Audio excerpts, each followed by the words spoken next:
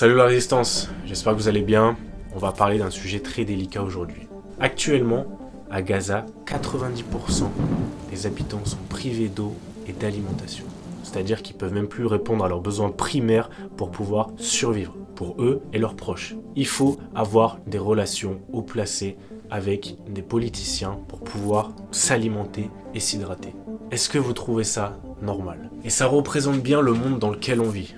Il faut savoir qu'il y a les gens en dessous et il y a les gens au-dessus. C'est les gens au-dessus qui prennent les décisions pour les gens en dessous. Et les gens d'en dessous, eux, subissent les conséquences des mauvaises décisions politiques des gens au-dessus.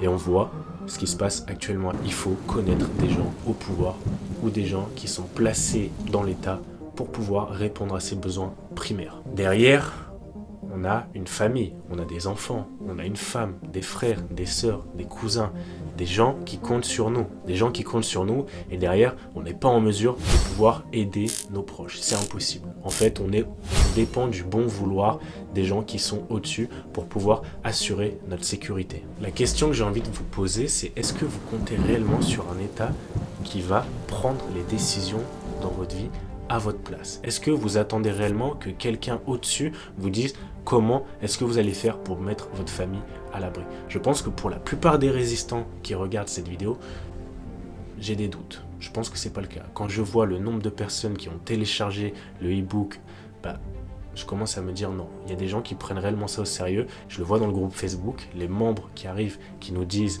au sein de la communauté qu'effectivement ils ont pris conscience que c'était urgent de se préparer. Non, mais il faut savoir qu'il y a des gens qui ne prennent aucune action concrète pour faire en sorte d'assurer la survie de eux et de leurs proches. Cette situation-là, elle est arrivée aussi en Ukraine, et je pense que vous vous en rappelez, le nombre d'Ukrainiens qui ont été bombardés, malheureusement, mais c'est la guerre, c'est la réalité, c'est le monde dans lequel on vit. On n'est pas à Disneyland dans cette vie-là, en tout cas, même si on essaie de nous le faire voir aux infos, qu'on peut choisir son sexe, qu'on peut choisir si on peut être un poney, un éléphant, et que si j'ai envie de me réincarner en chien, je peux être un chien. Non, c'est pas ça la vraie vie. La vraie vie, c'est que quand c'est la merde et que quand c'est la guerre, il va falloir être prêt à réagir. Donc c'est arrivé à des milliers d'habitants, que ce soit en Ukraine, à Gaza, et c'est pas prêt de s'arrêter, croyez-moi.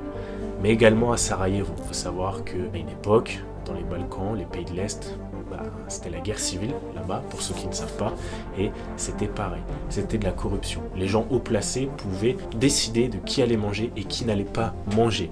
Et je pense que pour une majorité d'entre vous, vous connaissez le film, alors ça sera peut-être le passé militaire ou pas, La chute du Faucon Noir. C'est en quelque sorte un film d'action, guerre des États-Unis qui vont en Somalie, d'accord? Vous voyez la scène où le peuple se fait distribuer de la nourriture, du riz, des ressources primaires qui sont contrôlées par des terroristes. En quelque sorte, des terroristes, il ne faut pas associer ça forcément à des terroristes islamistes, mais des terroristes, des gens qui imposent et qui dictent la peur pour imposer leurs règles. Derrière, on voit que bam bam bam, rafale, parce que les gens sont complètement fous, n'ont plus à manger, ne peuvent plus bouffer, derrière se font rafaler. Ça, c'est une histoire vraie. C'est pas un film.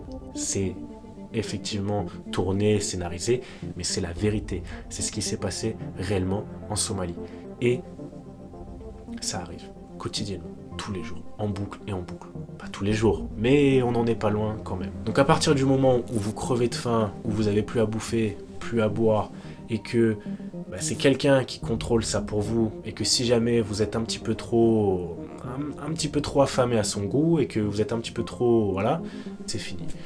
Et ça, ça arrive, c'est la réalité, et c'est le monde dans lequel on vit. Le mot de la fin de cette vidéo, c'est quoi? C'est que l'histoire se répète en boucle et en boucle. Derrière, la plupart des gens ne changent pas. Vous qui êtes derrière cet écran, qui regardez cette vidéo, vous faites partie des gens qui agissent, et c'est bien. Et je vous félicite pour ça. On est une communauté de résistants qui sont éveillés et qui ont pris conscience, en quelque sorte, que la menace est réelle. Et on va souvent me dire que effectivement c'est le fait d'être un lanceur d'alerte, quelqu'un qui propage la peur. Non, je propage et je véhicule la vérité et ce qui se passe réellement au quotidien. Je suis pas le seul, les médias le font, mais à leur manière. Moi, je vous dis réellement qu'est-ce qui se passe. Voilà. Et on voit à Gaza des gens qui sont privés d'eau. Je vous remercie beaucoup pour les gens qui ont téléchargé le e-book. Pour ceux qui découvriront la chaîne au passage, c'est dans la description. Voilà, c'était le mot de la fin. Je vous remercie beaucoup, la Résistance, d'avoir suivi cette vidéo. Dites-moi ce que vous en pensez, même si je pense que clairement nos avis vont un petit peu se rejoindre sur tout ça. Et je vous dis à très bientôt. Ciao.